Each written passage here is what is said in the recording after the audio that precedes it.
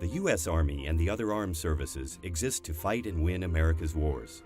But the definition of fighting and winning America's wars is the subject of intense debate.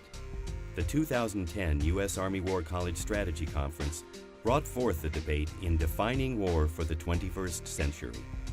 The thread that seems to permeate all of the wars in the American era, from Korea to Afghanistan, is based on the imperative of killing Americans not as a means to an end, but as an end in itself.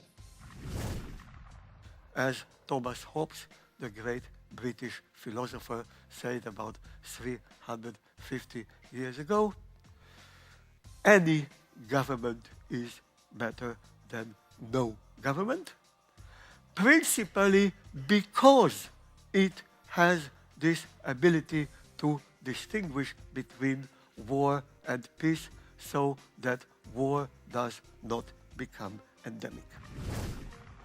The GWOT was explicitly reified by the leader as America's fifth sacred war.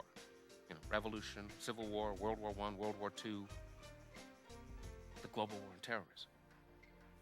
And yet it was conceived, orchestrated, and run as a wholly owned state enterprise. More to the point, it still is. In a sense, what I'm driving at here is that the notion of war, and therefore by extension war termination, in many states is not going to be a matter of one army or other defeating a foreign force, which might be the standard American model, whether that foreign force is a foreign force of regulars or irregulars. Instead, and this is much more problematic, it is likely to be the case that the termination of war is coming to a level of domestic quiet from the perspective of governance, and that there is going to be no formal ending of conflict whatsoever. So now the gold standard for risk assessment for DoD,